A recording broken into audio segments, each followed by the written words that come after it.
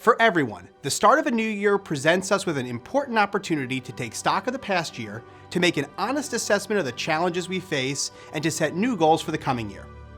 For each of us personally, the new year is a good time to remember that despite all the challenges, we have a lot to be thankful for. As legislators, now's the time to consider how our state has gotten into this mess, and more importantly, how we can best get out of it. New Yorkers were rocked last year by the scandals and cover-ups that forced Andrew Cuomo to resign in disgrace. Now we have a new governor, and we stand ready to work with her in a spirit of bipartisanship and good faith to move our state forward. As we enter 2022, New York is clearly facing enormous challenges. Crime and violence are skyrocketing. Our economy has been badly battered by high taxes, overregulation, and a hostile business climate. And as the COVID-19 pandemic continues, our state leadership is once again making many of the same mistakes and blunders that we saw under the prior administration.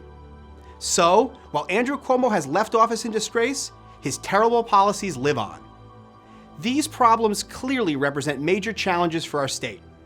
We, the Senate Republican Conference, are ready to tackle these challenges head on. And here's how. Let's face the facts. The soft-on-crime, anti-police policies imposed by New York City radicals working with Andrew Cuomo have been an unmitigated disaster, fueling violence and undermining public safety throughout our state. We must end cashless bail for dangerous criminals, restore judicial discretion, and stop giving get-out-of-jail-free cards to people who wreak havoc on our streets time and time again. We can and we must support critical mental health and addiction services.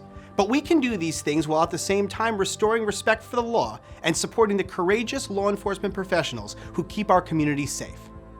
We also have a great deal of work to do in terms of fixing our economy, creating jobs, and making our state more affordable. Yes, we've been hit hard by COVID, but New York's economy was in bad shape long before the pandemic ever hit. Here's what we need to do to reverse the trend of people leaving our state in droves. We must reduce taxes, period. We need to support our struggling family farms and small businesses, instead of punishing them with more taxes and red tape. We should target state investment to strengthen our workforce, expand broadband, and improve energy and transportation infrastructures, putting New Yorkers to work, rebuilding our economy.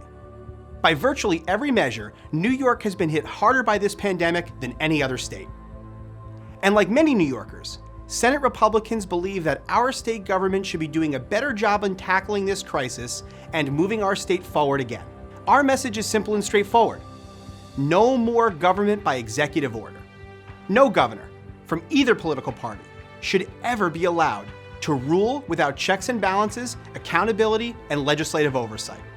Oppressive mandates are an affront to our democracy, and they can also produce disastrous consequences.